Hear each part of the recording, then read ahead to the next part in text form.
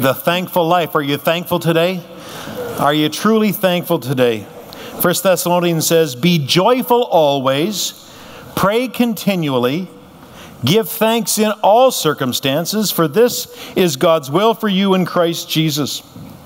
David the psalmist said, give thanks to the Lord, for he is good. His faithful love endures forever. He repeats it again, give thanks to the Lord of lords.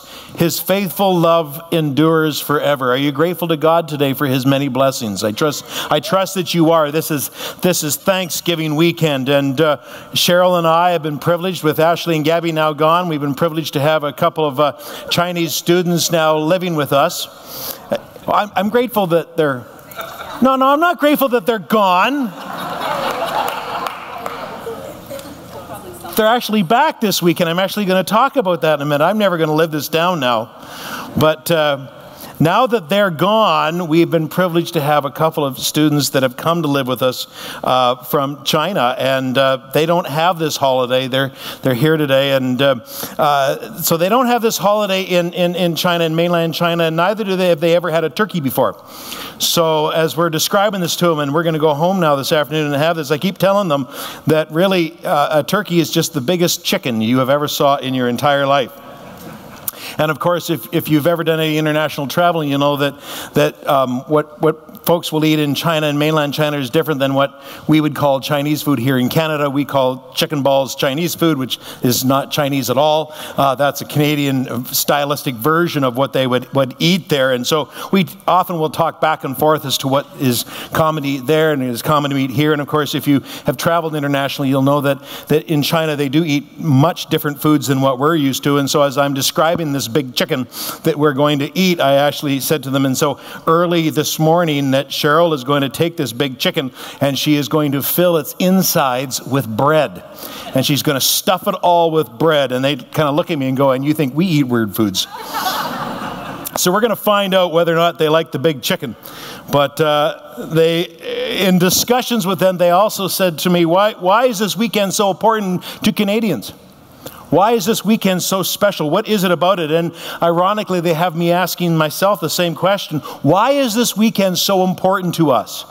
Is it just an extra day off work on Monday? Is it more time to finish off yard chores that we've been neglecting because winter is soon coming? Is it a time when the kids are coming home and we're so grateful? This is our first Thanksgiving where Ashley and Gabby are actually back home with us, having left. This is kind of the first time where we've had the kids coming back, and it's a wonderful, excited feeling as we're getting ready for Thanksgiving. Oh, the kids are coming home. The kids are coming home. And so for those of you who have been long since there, I understand that joy now. And for some of you, you're looking forward to grandchildren coming home. Not even think about it. No, not ready for that yet.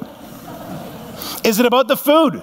I mean, Thanksgiving's a lot about food. Is it about the turkey and the stuffing and the cranberries and the sweet potato pie and the pumpkin pie? I mean, come on now. Somebody testify. Do you not love the food?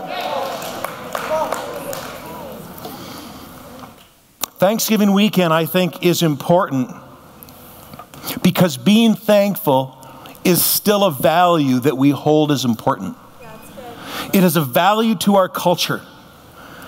And it's a time like this when we pause because blessings surround us every day. And perhaps the problem we have is that in identifying with what we're thankful for is that so much of the things that we have in our life, we've come to expect. We expect to have many of the things that we enjoy. In fact, we simply think we deserve them. We think we deserve them. We think it's owing to us. We think that it is our right to have many of the things that we enjoy. Simply put, we take them for granted. And then when bad times strike, or when we get knocked off our feet for a while, or when something goes wrong, the first thing we do is we somehow look to God as He's abandoned us. We think that He let us down, or He doesn't care for us, because some of the things that we think is ours, we realize it's really a privilege, and that God doesn't have to provide any of those things. It's because Thanksgiving is important because it's a time when we stop to think of the daily minutia of all those tasks that we are able to complete so effortlessly. And in and of themselves, they are great blessings. You were able to get out of bed this morning. That's a blessing. got to brush your teeth this morning. That's a blessing. You had a toothbrush and toothpaste with which to brush your teeth this morning. You got dressed by yourself. You had breakfast out of a fridge that is full of food. You got into a car, and most of you actually were able to walk inside these doors here. Those things are worthy of our thankfulness, are they not? Could it be that all of these things are not rights? They are not just to be expected, but they actually come from a gracious, loving God who is looking out for us every moment of our lives, and we just fail to see it or acknowledge it. I think that's what my parents wanted me to do when they would go around the table on a Thanksgiving Sunday, when we would have that big chicken, and before I got to eat, we would have to say one thing that we were thankful for, and we'll do that again today. We will thank God for those things that are important to us. Ask yourself this: what would happen if you woke up tomorrow with only the things that you thanked God for today? Got a few ouches there. What if you only woke up tomorrow with the things that you thanked God for today? What would tomorrow look like for you? Thankfulness helps us to see that there's so much out there that we've been given, and it enables us to look outside of ourselves, to change our focus to a wider angle to the goodness of God. And if we're honest, we all need to admit sometimes that the goodness is not easy for us to recognize. Somehow we don't have glasses of thankfulness with which to look through. We are blessed, aren't we?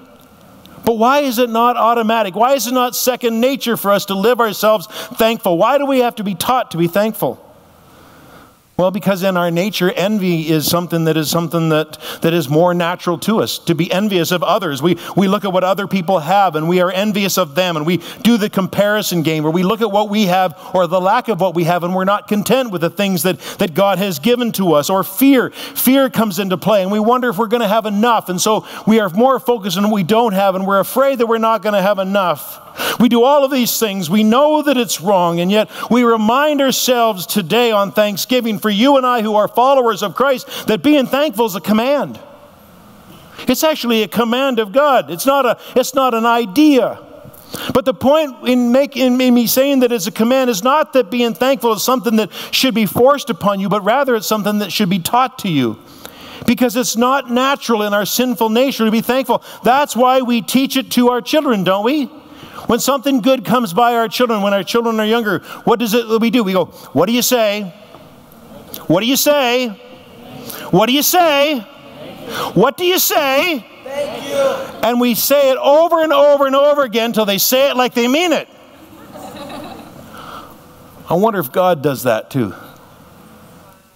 If God doesn't look down from heaven and go, what do you say? What do you say? Francis Chan once wrote these words. He said, when I am consumed by my problems, stressed by my life, my family, my job, I'm actually conveying the belief that I think my circumstances are more important than God's command to rejoice. In other words, that I have the right to disobey God because of the magnitude of my life. And if we're not careful, God can show us just how unimportant most of life's activities really are.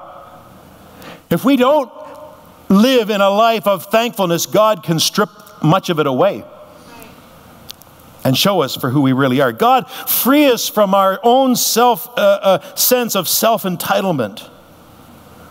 There is a responsibility that comes with privilege, that I am blessed to bless, that I am gifted to give, that I am not lucky, I am not fortunate, I am not just disciplined. I don't have all these things because of my effort. I am expected to do something with the grace of God that has been given to me, because the goodness of God is not given because I'm good. It's because He's good. That which we enjoy is not based on our merit or our efforts or our loveliness or our privilege or our country. This is all because we have a God who pours out His blessing upon us. Being grateful, ladies and gentlemen, is a choice. Thanksgiving is a chance to pause and reflect and even to reset your priorities by reminding yourself of what and who is most important to you. A time for you to walk around and to look at people and to be thankful for them. I look at Kyla and the Peters. I look at them and how they prepare the coffee. I thank God for you folks. The coffee that you get to enjoy, do you know there's people that come here early in the morning? Yeah. And Maddie, I so bless you. I appreciate you. Man, not only are you encouragement to me when I'm preaching, she's about the only one out there that says, yes, preach, Pastor. If you think anything you hear is good, don't thank me, thank her, because she's the only one who really encourages and spurs me on. That's good. Thank you. She works in the back. Do you know there's a room back in here? Do you know there's a bunch of people back in here that are working to put everything on the camera so you get to watch? And they get here at 7:30 in the morning on Sunday mornings, and they work hard to get it all set up. You never even see them to thank them because they're behind that black curtain.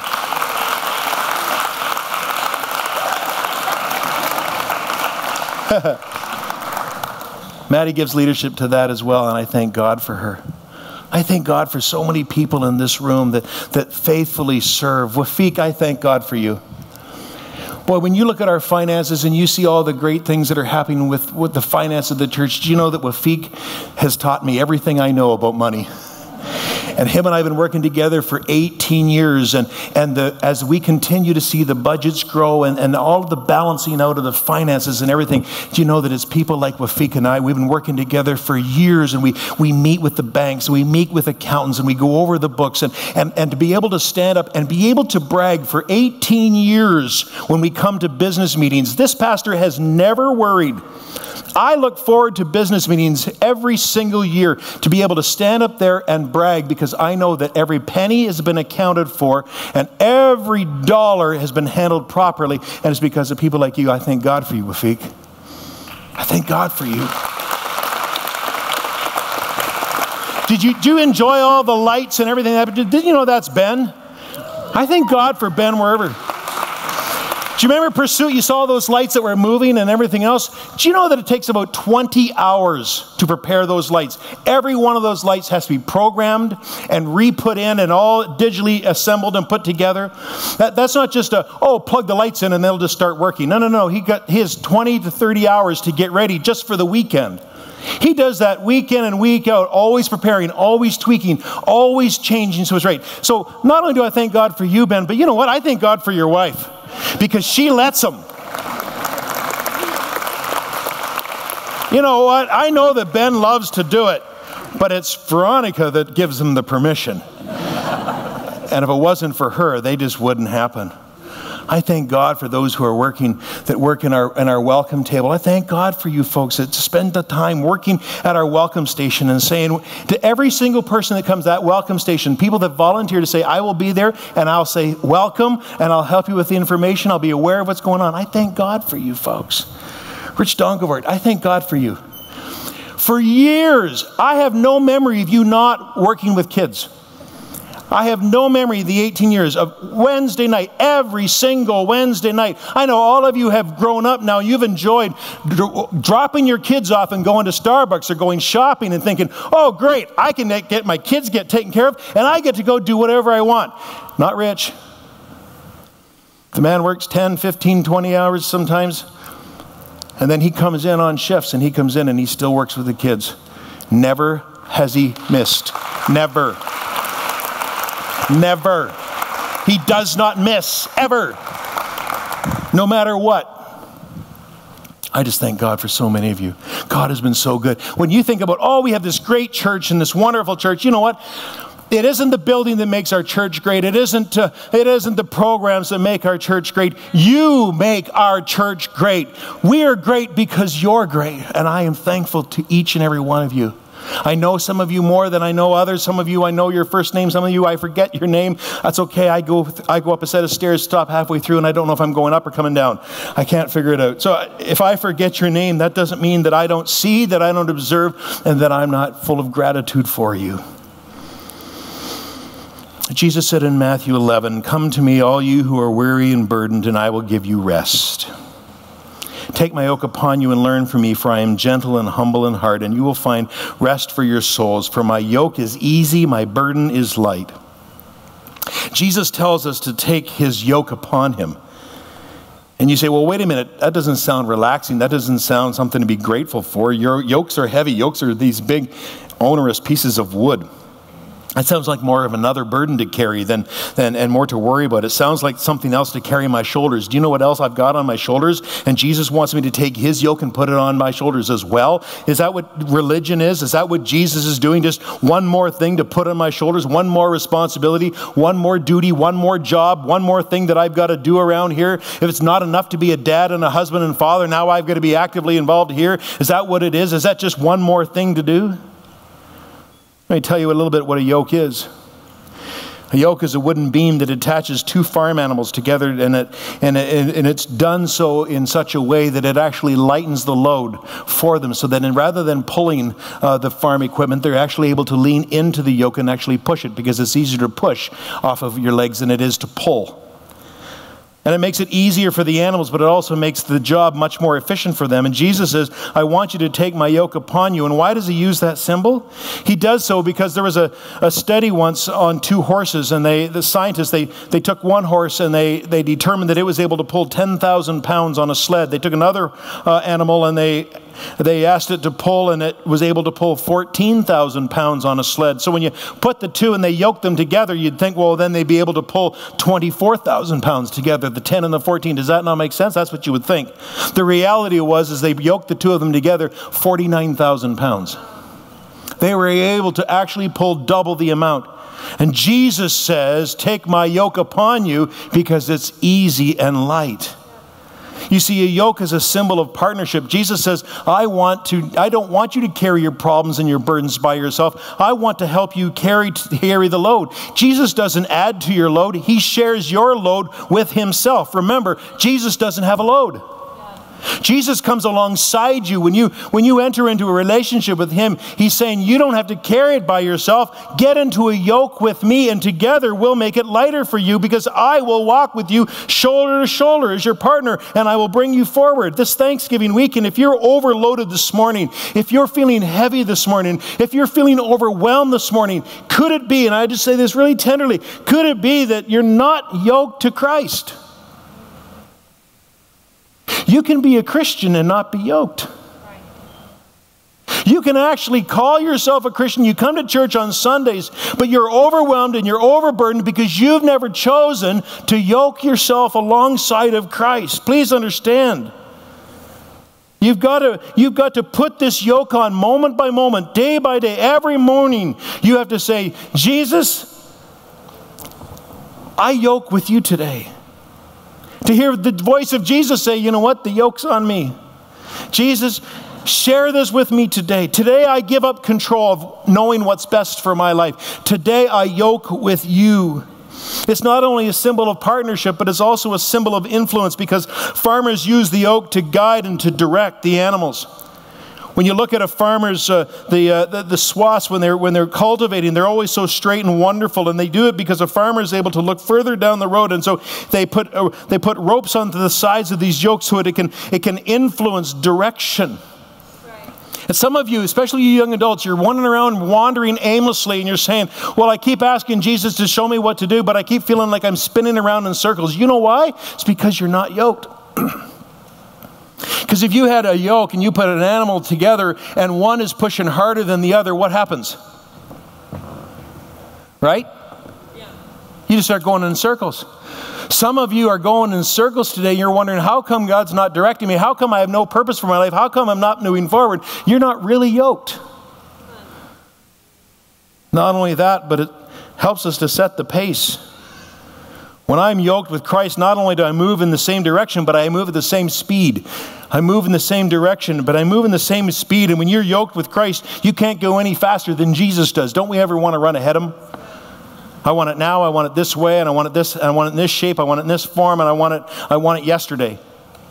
You can't outrun Jesus, nor can you lag behind him. Either way, it's going to get real painful.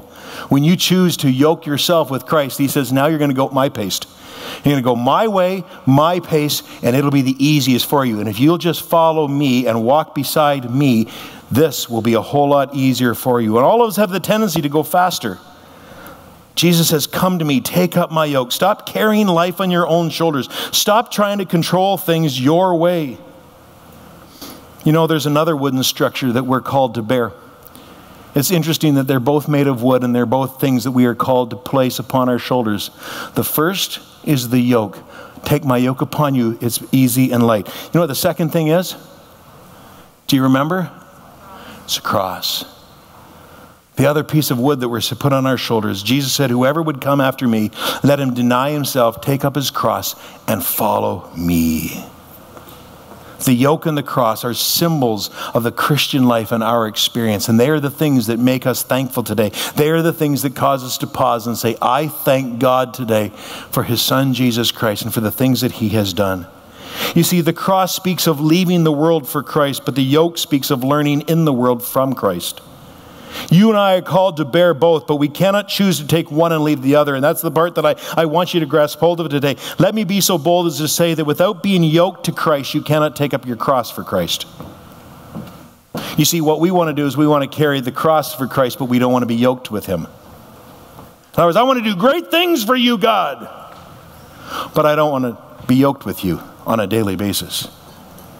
I want to carry my cross and do awesome things for you. Are you willing to get into a yoke and to plod day by day by day by day in simple obedience and allow him to make your Monday, Tuesday, Wednesday, Thursday, Friday in such a way that when the big moments come, you're ready to bear the cross that he calls for you to bear. One writer said that the cross and the yoke symbolize for us two different aspects of commitment. The cross is an instrument of death, but the yoke is an implement of toil. The cross is a symbol of sacrifice, but the yoke is a symbol of service. The cross suggests blood, the yoke suggests sweat. To be committed to Jesus Christ means that we're ready for either the yoke or the cross. In just a few minutes, you're going to be served communion today, and we celebrate an open communion, which means that all are welcome, regardless of where you find yourself on this faith journey today. And there'll be a song, and after the song, you're going to participate. We'll eat the emblems together. The bread is a symbol of his broken body. The juice is a symbol of his shed blood. And we'll talk about that in just a minute. But as you're receiving these emblems and holding them in your hand, I want to ask you this. What are the things that you're thankful for? When it comes to your relationship with God, God, I thank you for what? What are you grateful for? In terms of the cross or the yoke, what is it that you're grateful for today that God has placed in your life and brought about true gratitude? Spurgeon said that the heaviest end of the cross lies ever on his shoulders. If he bids us carry a burden, he carries it also. So what burdens are you carrying today? Is anything weighing you down? Are you carrying things you ought not to carry? Like, it's just a simple question, but is the reason why you're so weighted down because you're carrying something that Jesus is going to, well, I want to carry that for you. At least I want to shoulder it with you. You just got to yoke yourself to me. Aren't you tired? Are you tired enough to say, you know what? I'm just going to yoke with Christ. I just pray for some of you today, Lord, just that they'll just do that. I'm tired of doing this on my own. I want to yoke with you. I give this to you today. Would you help me, Lord? Help me carry it. Influence where I go with it. And let me go at the right pace. What about the crosses? See, the crosses are symbols of communion. And there are two symbols that we use. One is bread. Jesus took bread and he broke it and he said, this is a symbol of my body that was broken for you. And when you eat, you remember that I'm broken so you don't have to be. Would you eat today?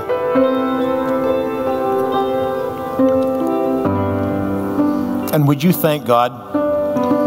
He was broken so I don't have to be. Now, if you're feeling broken today, maybe it's because you're not yoked. Think about that. He's broken so I don't have to be broken. So if I'm feeling broken, maybe I'm not yoked to Christ. And that's why I'm feeling broken when I shouldn't be. You He then gave us a cup of wine. And he said, the wine represents my shed blood that was poured out so you don't have to be poured out. And he said, drink.